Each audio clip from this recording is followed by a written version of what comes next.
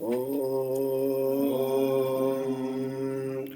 शुक्लाम्बरधरं विष्णुं शशिवर्णं चतुर्भुजं प्रसन्नवदनं ध्यायेत् सर्वविघ्नोपशान्तये।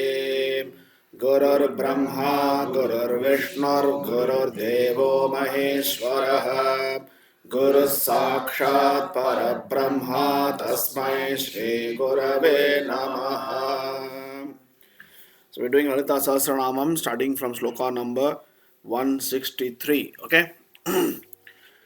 Traye Trivarga Nilaya त्रयी त्रिवर्ग निलया त्रयी त्रिवर्ग निलया Tristha Tripuramalini त्रिस्ता Tripuramalini त्रिस्था Tripuramalini Traye Trivarga Nilaya Tristha Tripuramalini त्रयी त्रिवर्ग निलया त्रिस्था त्रिपुरमालिनी त्रयी त्रिवर्ग निलया त्रिस्था त्रिपुरमालिनी.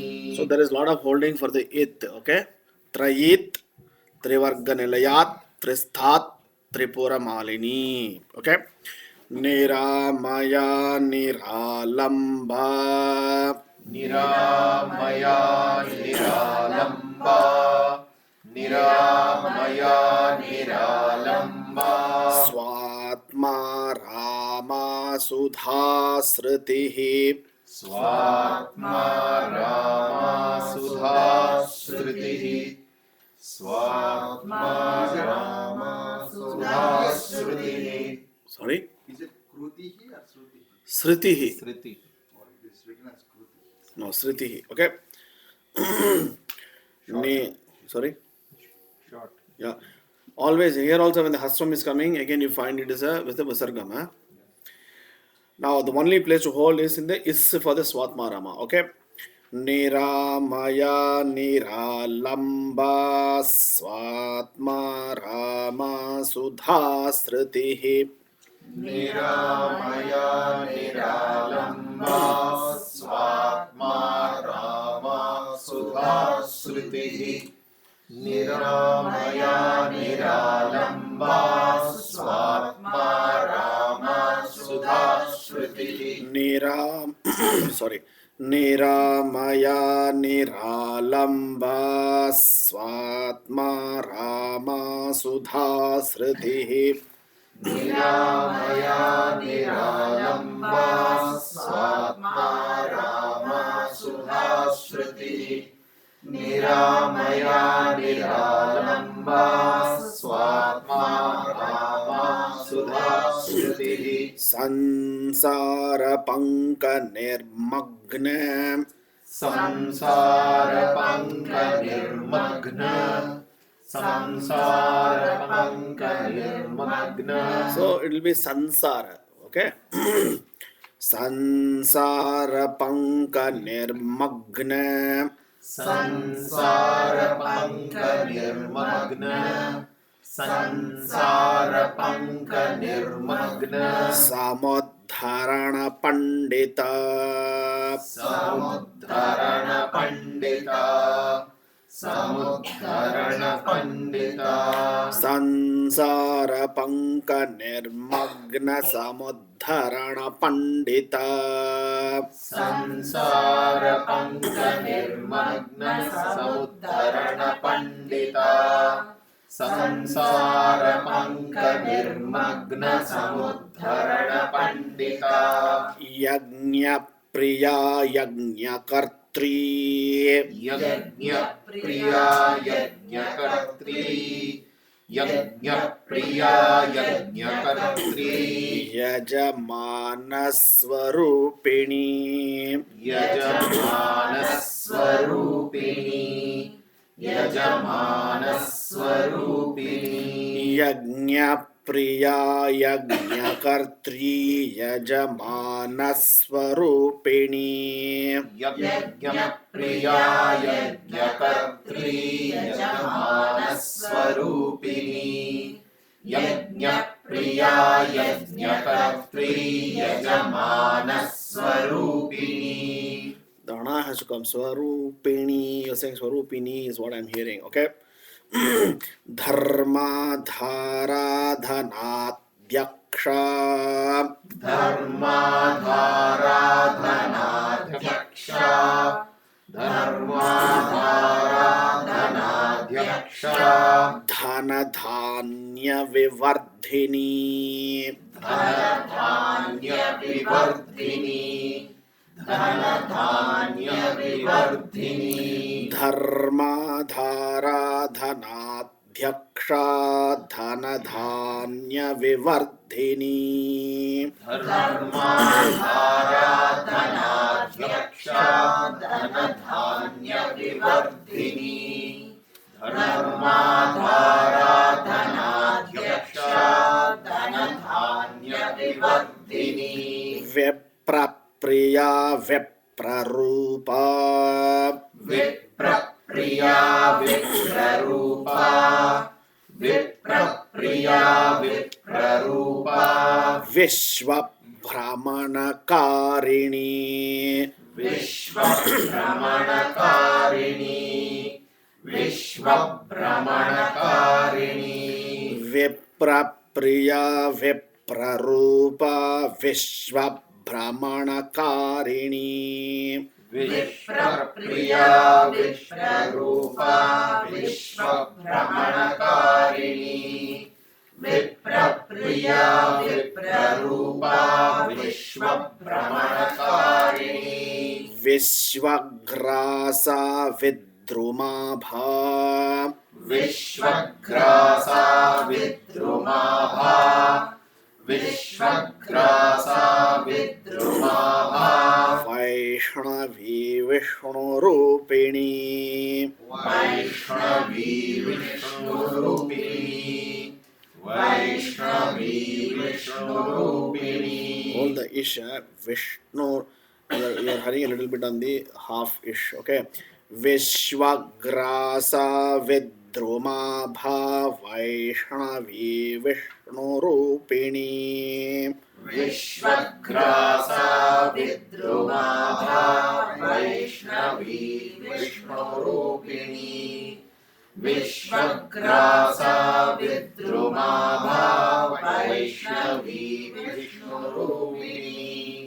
Ayo Niryoni Nilaya. अयो निर्योनि निलया. अयो निर्योनि निलया. Kutastha Kularupini. कूटस्था कुलरूपिणी. कूटस्था कुलरूपिणी. Ayo Niryoni Nilaya Kutastha Kularupini. अयो निर्योनि निलया. कूटस्था कुलरूपिणी. अयो निर्योनि निलया. कूटस्था कुलरूपिणी. Veeragoshthe Priya Veera. वीरगोष्ठी प्रिया वीरा. वीरगोष्ठी प्रिया वीरा. Long, no? वीरगोष्ठी. Goshthi, check. Long, वीरगोष्ठी. Thi, Dhirgam. दीर्घ. Yeah. In your text, what is it? It's not Dhirgam. Now It's long, long. It's another one of those googlies, just like Kadambari, Veeragoshti, and here also people make a mistake. Veeragoshti Priya, you know. Veeragoshti Priya Veera. वीरगोष्ठी प्रिया वीरा. वीरगोष्ठी प्रिया वीरा. Hold the ip. Veera Naishk. No, sorry. Naishkarmyanadarupiणी. नैष्कर्म्यानादरूपिणी. नैष्कर्म्यानादरूपिणी. Veeragoshti Priya Veera नैष्कर्म्यानादरूपिणी वीरगोष्ठी प्रिया वीरा नैष्कर्म्यानादरूपिणी वीरगोष्ठी प्रिया वीरा नैष्कर्म्यानादरूपिणी विज्ञानकलना कल्या विज्ञानकलना कल्या विज्ञानकलना कल्या विदग्धा बैन्दवासना विदग्धा बैन्दवासना विदग्धा बैन्दवासना विज्ञानकलना कल्या विदग्धा बैन्दवासना विज्ञानकलना कल्या विदग्धा बैन्दवासना विज्ञानकलना कल्या विदग्धा बैन्दवासना तत्त्वाधिका तत्त्वमयी तत्त्वाधिका तत्त्वमयी तत्त्वाधिका तत्त्वमयी तत्त्वमर्थस्वरूपिणी तत्त्वमर्थस्वरूपिणी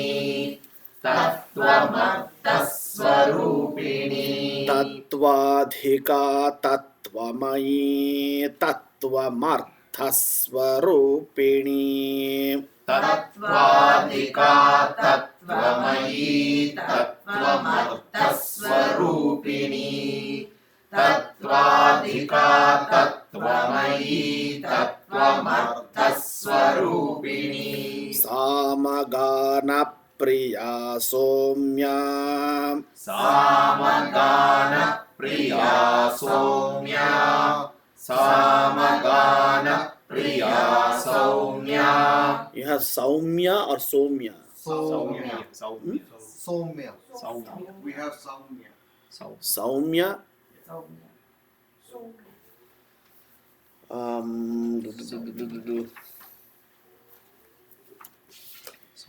I have heard both. Let's check. There is one text here. in this. No, that's okay. Let's check. Do you have that? Quickly check.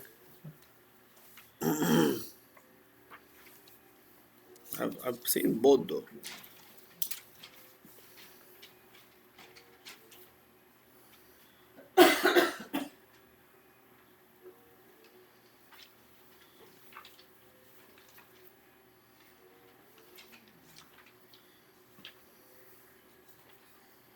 Look at Samagana, okay?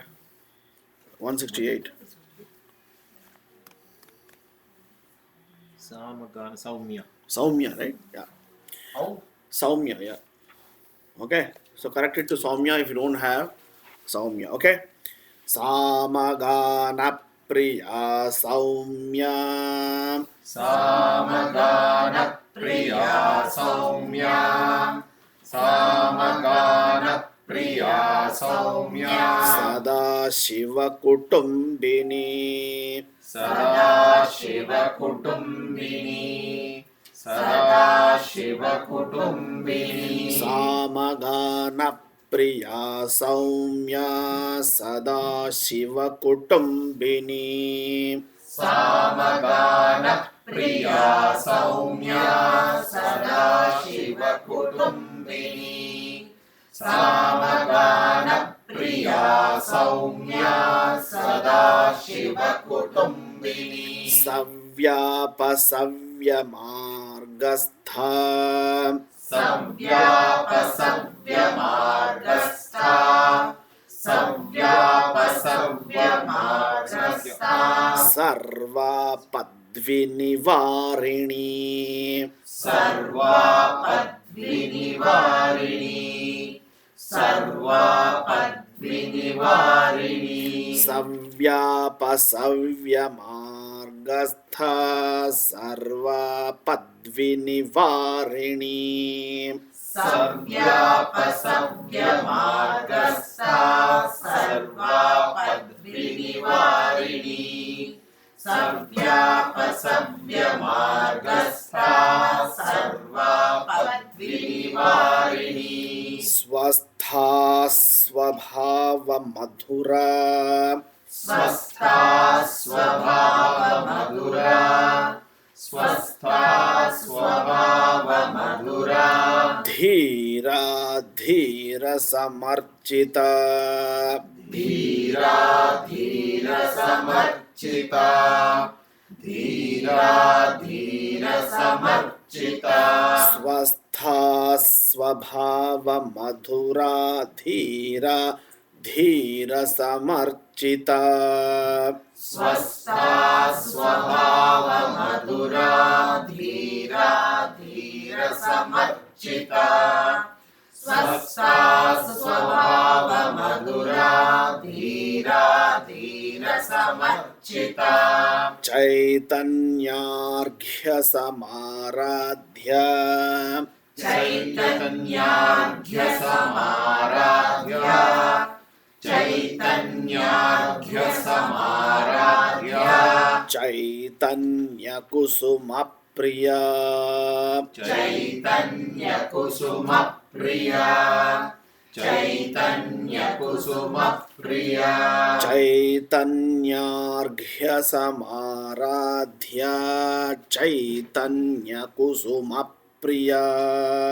चैतन्यार्घ्यसमाराध्य चैतन्यकुसुमप्रिया चैतन्यार्घ्यसमाराध्य चैतन्यकुसुमप्रिया सदोदिता सदा तुष्टा सदोदिता सदा तुष्टा सदोदिता सदा तुष्टा तरुणादित्यपाटला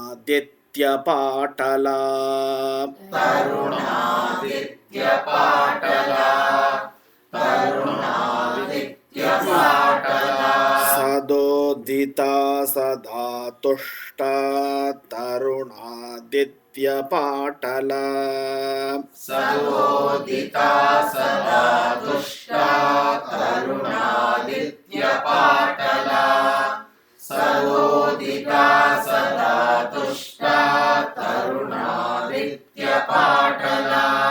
The pronunciation of you're saying sada tushta. Ish will not come, ish will come. Sada tushta ishta. Okay, not sada tushta. Okay, dakshina radhya.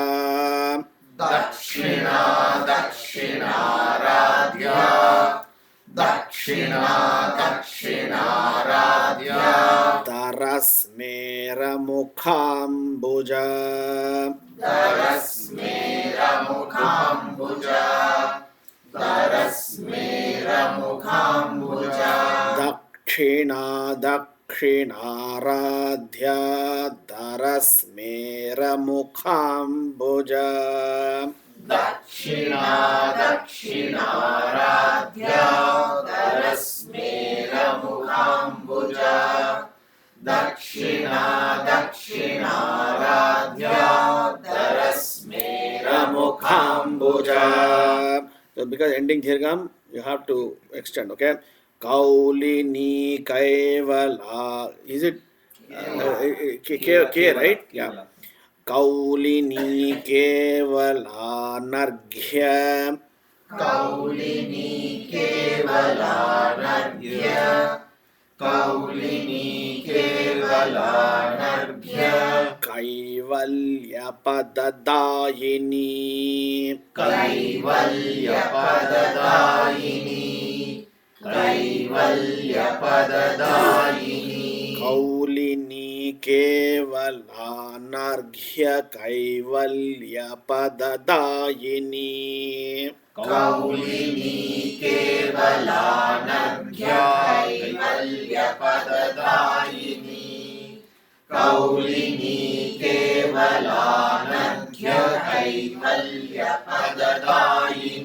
स्तोत्रप्रिया स्तुतिमती स्तोत्रप्रिया प्रिया स्तुतिमती स्तोत्र प्रिया स्तुतिमती श्रुति संस्तुत वैभव श्रुति संस्तुत वैभव श्रुति संस्तुत वैभव स्तोत्र प्रिया स्तुतिमते श्रुति संस्तुत वैभव स्तोत्र प्रिया स्तुतिमती श्रुति संस्तुत वैभव स्तोत्र प्रिया स्तुतिमती श्रुति संस्तुत वैभव स्तोत्र प्रिया स्तुतिमते श्रुति संस्तुत वैभव स्तोत्र प्रिया स्तुतिमती श्रुति संस्तुत वैभव स्तोत्र प्रिया स्तुतिमती श्रुति संस्तुत वैभव मनस्विनी मानवती मनस्विनी मानवती मनस्विनी मानवती महेशी मंगलाकृतिः महेशी मंगलाकृतिः महेशी मंगलाकृतिः मनस्विनी मानवती महेशी मंगलाकृतिः मनस्विनी मानवती महेशी मंगलाकृतिः मनस्विनी मानवती महेशी मंगलाकृतिः विश्वमाता जगद्धात्री विश्वमाता जगद्धात्री विश्वमाता जगद्धात्री विशालाक्षी विरागिणी विशालाक्षी विरागिणी विशालाक्षी विरागिणी विश्वमाता जगद्धात्री विशालाक्षी विरागिणी विश्वमाता जगद्धात्री विशालाक्षी विरागिणी विश्वमाता जगद्धात्री विशालाक्षी विरागिणी प्रगल्भा परमोदारा प्रगल्भा परमोदारा प्रगल्भा परमोदारा परामोदा मनोमयी परामोदा मनोमयी परामोदा मनोमयी प्रगल्भा परमोदारा परामोदा मनोमयी प्रगल्भा परमोदारा परामोदा मनोमयी प्रगल्भा परमोदारा परामोदा मनोमयी व्योमकेशी विमानस्था व्योमकेशी विमानस्था व्योमकेशी विमानस्था वज्रिणी वामकेश्वरी वज्रिणी वामकेश्वरी वज्रिणी वामकेश्वरी व्योमकेशी विमानस्था वज्रिणी वामकेश्वरी व्योमकेशी विमानस्था वज्रिणी वामकेश्वरी व्योमकेशी विमानस्था वज्रिणी वामकेश्वरी पंचयज्ञ प्रिया पंच पंचयज्ञप्रिया पंच पंचयज्ञप्रिया पंच प्रेतमंचाधिशायिनी प्रेतमञ्चाधिशायिनी प्रेतमञ्चाधिशायिनी पञ्चयज्ञप्रिया पञ्च प्रेतमञ्चाधिशायिनी पञ्चयज्ञप्रिया पञ्च प्रेतमञ्चाधिशायिनी पञ्चयज्ञप्रिया पञ्च प्रेतमञ्चाधिशायिनी पञ्चमी पञ्चभूतेशी पञ्चमी पञ्चभूतेशी पञ्चमी पञ्चभूतेशी पञ्चसङ्ख्योपचारिणी पञ्चसङ्ख्योपचारिणी पञ्चसङ्ख्योपचारिणी पञ्चमी पञ्चभूतेशी पञ्चसङ्ख्योपचारिणी पञ्चमी पञ्चभूतेशी पञ्चसङ्ख्योपचारिणी पञ्चमी पञ्चभूतेशी पञ्चसङ्ख्योपचारिणी शाश्वती शाश्वतैश्वर्या शाश्वती शाश्वतैश्वर्या शाश्वती शाश्वतैश्वर्या. hold the thais, okay, dirgham plus ish you have to hold, okay, so it's longer. I told you where there's a dirgham followed by holding, it will sound longer, so we did a little bit short. So just watch. Shashwati Shashwataishwarya शाश्वती शाश्वतैश्वर्या शाश्वती शाश्वतैश्वर्या Sharmada Shambhumohini शर्मदा शम्भुमोहिनी शर्मदा शम्भुमोहिनी Shambhu Shambhu It's Shambhu. huh? Shambhu. There is no Shambhur. That is wrong spelling. It has to be Bha, Shambhu. Yeah. Okay.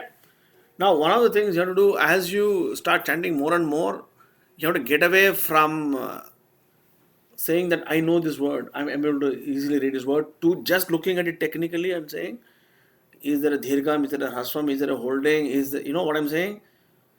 That is what should stand out for you. You have to train yourself that way. Analyze. And normally the easier words are the ones, because we're able to read it, we're so happy and we forget what is the property. Okay. So here where there is a dhirgam followed by holding, it will be longer. Right? And normally you'll pick this up only when you learn newer texts. But if you know a text already, it is difficult to correct it. I'll give an example, right? Sancha me mayacha me priyancha. That because that may is longer because of holding with priyancha me. Okay. Okay. Shashwati Shashwataishwarya Sharmada Shambhumohini शाश्वती शाश्वतैश्वर्या शर्मदा शम्भुमोहिनी शाश्वती शाश्वतैश्वर्या शर्मदा शम्भुमोहिनी Dhara Dharasutha Dhanya धराधरसुता धन्या धराधरसुता धन्या Dharmini Dharmavardhini धर्मिणी धर्मवर्धिनी धर्मिणी धर्मवर्धिनी. So it's a little bit of a challenge here because very subtle. Dharmini, other one is Dharmavardhini, Ani and Ni. So you have to bring out the difference. Okay. Dhara Dharasutha Dhanya Dharmini Dharmavardhini. धराधरसुता धन्या धर्मिणी धर्मवर्धिनी धराधरसुता धन्या धर्मिणी धर्मवर्धिनी. And again, as a good chanter, you have to look at the line and say, what is it that I can bring out? What is the feature of a certain line? I'm able to recognize. Is there a lot of holding? Is there a lot of dirgham? Is there a lot of contrast of pronunciation? Ka, kha, cha, cha, da, dha, what? And what is it that I can bring out and make the line special? After some time, you have to get into that mode of analyzing the line. Okay? Lokatita gunatita. Lokatita gunatita. Lokatita gunatita. Sarvatita shamatmika. Sarvatita shamatmika. Sarvatita shamatmika. Lokatita gunatita. Sarvatita shamatmika. Lokatita gunatita. Sarvatita shamatmika. Lokatita gunatita. Sarvatita shamatmika. Bandhuka kusuma prakhya. Bandhuka kusuma prakhya. Bandhuka kusuma prakhya. Bala lila vinodini. Bala lila vinodini. Bala lila vinodini. Bandhuka kusuma prakhya. Bala lila vinodini.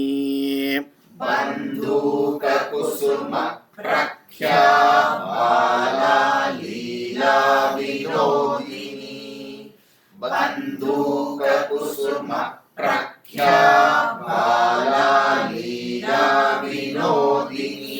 Sumangali sukhakari. Sumangali sukhakari. Sumangali sukhakari.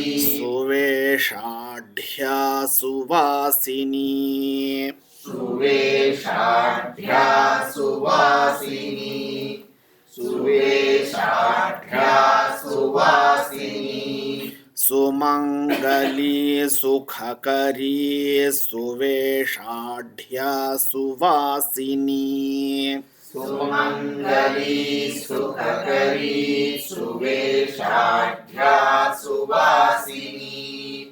Sumangali sukhakari. Suveshadhya suvasini. Suvasinyarchana prita. Suvasinyarchana prita. Suvasinyarchana prita. Ashobhana shuddhamanasa. Ashobhana shuddhamanasa. Ashobhana shuddhamanasa. Because there is Suvasinarchana Prita ends with the Dhirgam. Ashobhana Shuddha Manasa. So in your Sanskrit text you will see 2S. 2S, yeah. So when you split it, you have to teach it this way. But when you join it, there's a Sandhi there. Okay. But why the S comes in is because when you split it, it becomes A. But there are two ending Dhirgams. Sorry, one ending Dhirgam and one beginning Dhirgam, right? So that's why you see the two S's. Okay. Suvasinyarchana Prita Shobhana Shuddhamanasa. Suvasinyarchana prita shobhana shuddhamanasa. सुवासिन्यर्चन प्रीता शोभना शुद्धमानसा बिंदु तर्पण संतुष्टा बिन्दुतर्पण सन्तुष्टा बिन्दुतर्पण सन्तुष्टा. And at this point in time, I don't want to take up too much time because we have got to finish in 20 minutes. Sumangali and Suvasini. Okay. Generally, the definition of both is considered same, a married woman. But I have my own thoughts on this. Sumangali, it is because of the Mangalyam, the one who is married is called Sumangali. That is the common acceptance in society of the definition. So there is Sumangali Pratna is done, Suvasini Puja is done. To me, Suvasini, in my opinion, is different. Suvasini is a lady with good vasanas or with good, traits. And I do not think the marital status has got anything to do with it. I have always failed to understand why. Okay, one of the ways to look at it is to look at it from Ardhanarishwara and say, okay, the woman is complete without the man and the man is complete without the woman. That is one way of looking at it. But the other way is, how is a woman defined by her marital status? The woman is an individual. So this is an indirect discrimination that has been practiced over centuries against unmarried women or widows. And even today it is being done. It is pathetic. Okay? A woman who is a devotee is a devotee is a devotee. That's it. So I believe whenever it is Suvasini Puja is being done, we should never ask, I personally think, the marital status of the woman or the sexual orientation of the woman. She is a woman, period. And she has to be worshipped as Lalita Tripura Sundari. I don't know when our society will improve and change. And honestly, if we don't change, we cannot expect established organizations to lead the change. They will never lead the change. Okay? It is up to us to be bold and do this. And I personally plan to do this in our pujas. And people who don't agree, they're welcome to leave. My mother was a widow at the age of 37 and she still kept her poo and puttu. In those days they were not supposed to keep. And she was brave enough in those days to still continue keeping it, and she was criticized for it, and some people praised. And to me, what has that got to do? I mean, to mourn your husband is natural, but after some time you get back to normal life. Why push a person into lifelong misery? We have committed tremendous sins in the past. We are paying for it. At least now we should get over all this nonsense. Okay? So, to me, a Suvasini is one. No, when they do Sumangali Pratana, well, that's a technical definition. But I personally believe any Suvasini, to me is a better definition than the other one. There are many married people who are miserable. Correct? And I'm also asking, how is a marital status to do with someone? Suppose somebody, in today's world, there is live-in relationships. I don't want to comment upon it.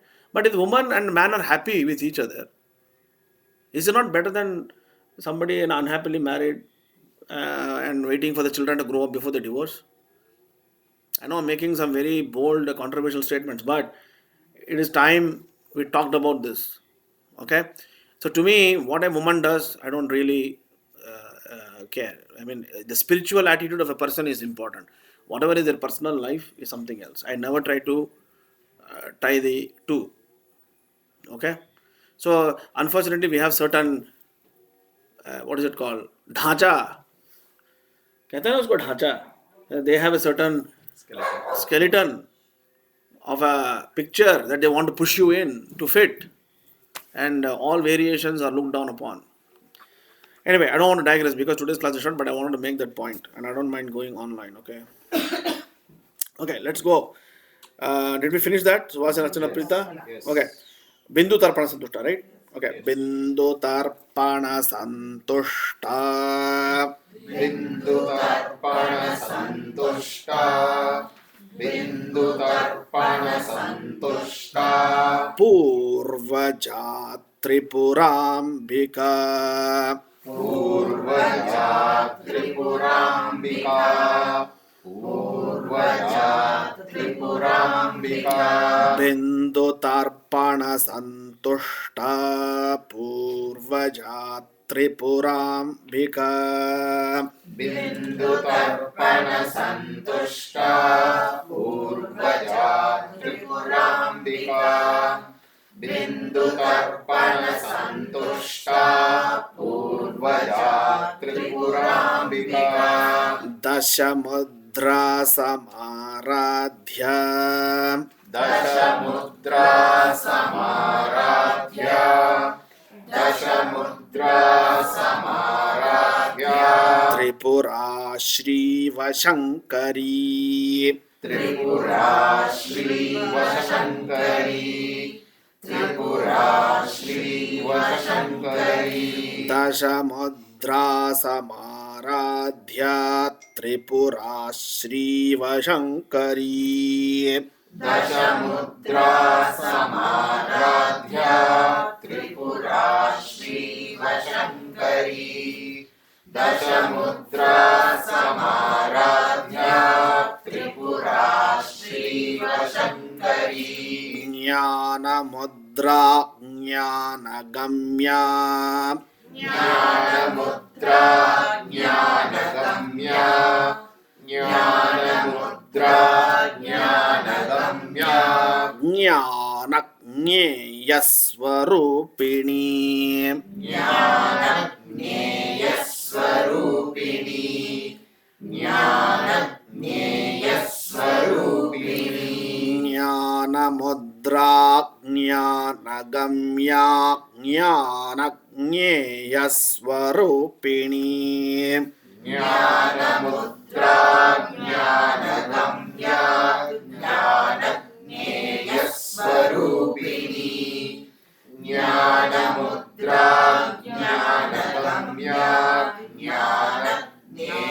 ज्ञानज्ञेयस्वरूपिणी Yonimudra Trikhandeshi.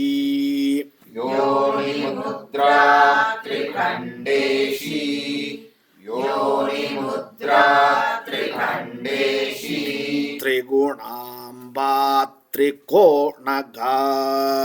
त्रिगुणाम्बा त्रिकोणवा त्रिगुणाम्बा त्रिकोणवा Yonimudra Trikhandeshi Trigunamba Trikonaga.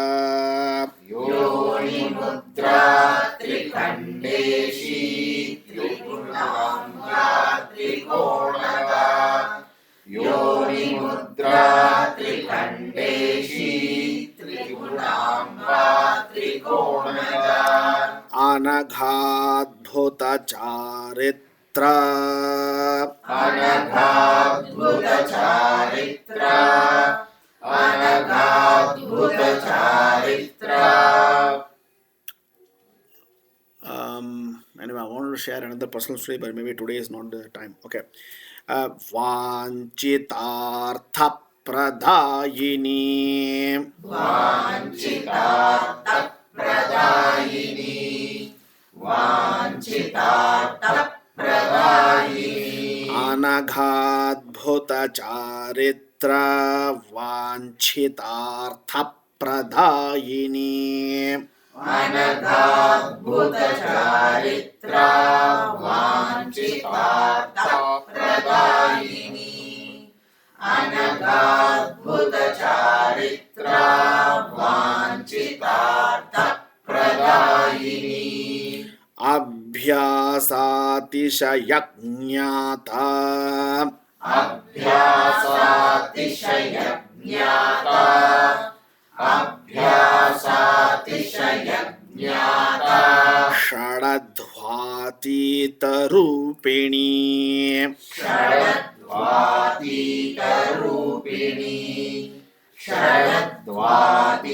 षडद्वातीतरूपिणी pronunciation. Okay, shadad, shadad. Okay, sha then idh. You have to hear shadadhva, shadadhva. You are hearing the idh. It is not shadadhva, shadadhva, idhva, shadadhvatitarupiणी. षडध्वातीतरूपिणी षडध्वातीतरूपिणी अभ्यासातिशयज्ञाता षडध्वातीतरूपिणी. अभ्यासातिशयज्ञाता षडध्वातीतरूपिणी अभ्यासातिशयज्ञाता षडध्वातीतरूपिणी अव्याजकरुणामूर्ति अव्याजकरुणामूर्ति अव्याजकरुणामूर्ति not murtir, murti. What it is here is avyajakarana murtihi ajnana dhvanta deepika. So the visargam goes and is replaced by ra, but it is not murtir, murtirajnana, not murtirjnana, murtirajnana. Okay, but if you want to split murtihi ajnana, okay. अव्याजकरुणामूर्ति अव्याजकरुणामूर्ति अव्याजकरुणामूर्ति रज्ञानध्वान्तदीपिका प्रज्ञानध्वान्तदीपिका प्रज्ञानध्वान्तदीपिका अव्याजकरुणामूर्तिरज्ञानध्वान्तदीपिका अव्याजकरुणामूर्तिरज्ञानध्वान्तदीपिका अव्याजकरुणामूर्तिरज्ञानध्वान्तदीपिका आबालगोपविदिता आबालगोपविदिता आबालगोपविदिता सर्वानुल्लङ्घ्य शासना सर्वानुल्लङ्घ्य शासना सर्वानुल्लङ्घ्य शासना आबालगोपविदिता सर्वानुल्लङ्घ्य शासना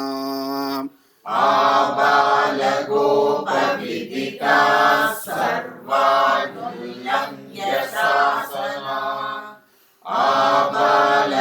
आबालगोपविदिता सर्वानुल्लङ्घ्य शासना श्रीचक्रराजनिलया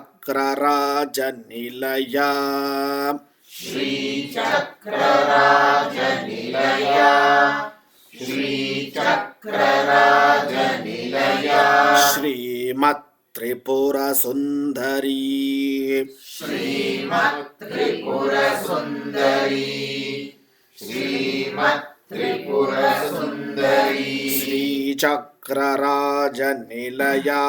श्रीमत्त्रिपुरसुन्दरी श्रीचक्रराजनिलया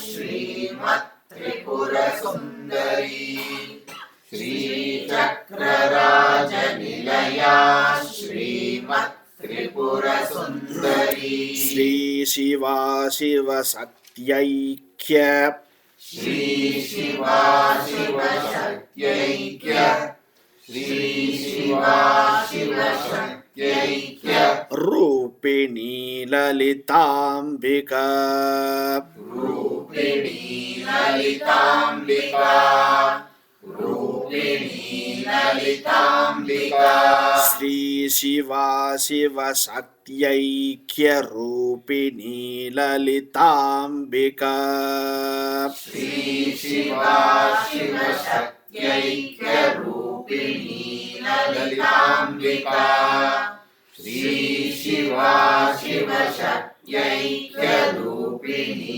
Lalithambika एवं श्रीललिता देव्या एवं श्रीललिता देव्या एवं श्रीललिता देव्या नाम्नां सहस्रकञ्जगुः नाम्नां सहस्रकञ्जगुः नाम्नां सहस्रकञ्जगुः एवं श्रीललिता देव्या नाम्नां सहस्रकञ्जगुः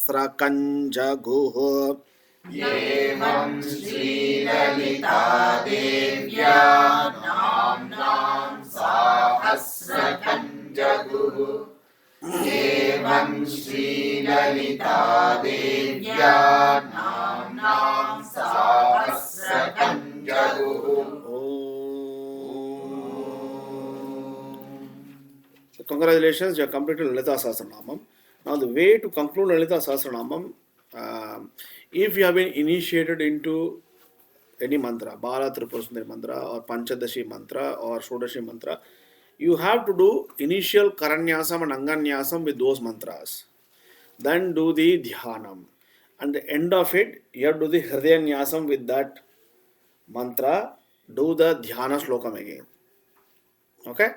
But each individual person has been initiated up to a certain level. So in a common surrounding where the people are knowledgeable and have been initiated, you will find that the chanting is silent. Because one will be doing Nyasam with Bala Tripura Sundari, one will be doing Nyasam with Panchadashi, one will be doing Nyasam with Mahashodashi. Okay? Understand? And they will join, suddenly open their mouth only for the Dhyana Sloka and do Panchopacharam. So don't be surprised if you see this as why it is happening like that. That is why here in the opening when you see the Nyasam, it's a very, it's actually a very secret Nyasam.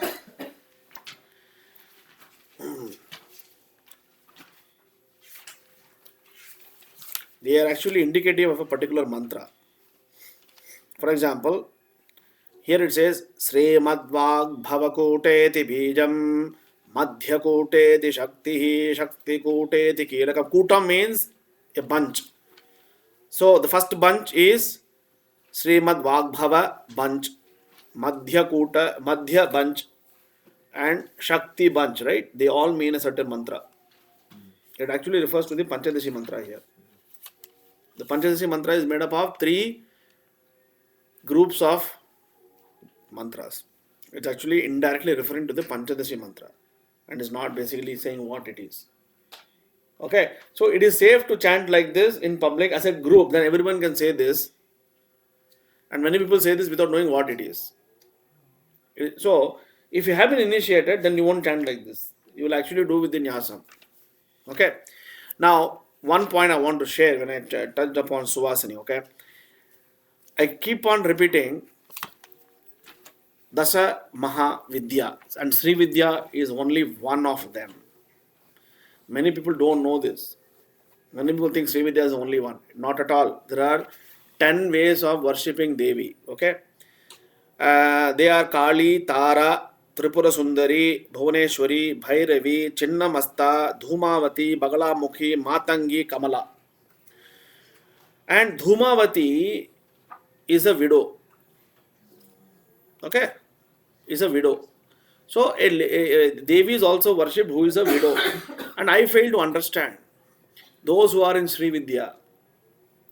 If you are in one school of worship, you bring respect to the school of worship only when you also recognize other schools of worship, not by demeaning other schools of worship. If I am coming from a particular background, I should also respect you also coming from a particular background and show you equal respect. That is a maryada. Any person is known by the maryada they bring, how they are addressing another person. And to me, even if there is a widow, for argument's sake, I'm saying, why can't you even look upon her as Dhumavati and worship her? That is another. So if you are knowledgeable, you should at least approach it that way. If you are not knowledgeable, at least approach it in a humanitarian way.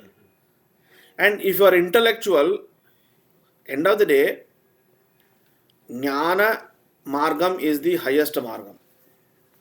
Understand that the man in this has got nothing to do with the woman's own अस्तित्व. क्या कहते हैं English में? Not existence. Entity. Being. Entity. She's an entity on her own. Her entity does not derive from the status of her Hasti. of her marital status. Say Hasti. Yeah. Hasti. Right. Hasti is a personality. Yeah? Okay. So enough said. That is what I want to share. So let us ponder upon that. Okay. I hope And- the younger generations pick up on that. We have to be a role yeah, model I for think them. I yes. hope at least they understand it. Yeah. Yes. And the younger generation that way is far better. Yeah. Right. Like we have to be a role model for them. Yeah. Yeah. Yeah. Okay. Thank you very much. Congratulations. You have finished. Keep practicing Lalita Sahasranamam. We will be having a group recording of Lalita Sahasranamam. I'll speak to a couple of senior students and have them arrange practice sessions. And only when they are satisfied, we will have the recording session. Okay. Thank you. Senior students, right? From the senior students. Yeah. Good. Okay. Thank you.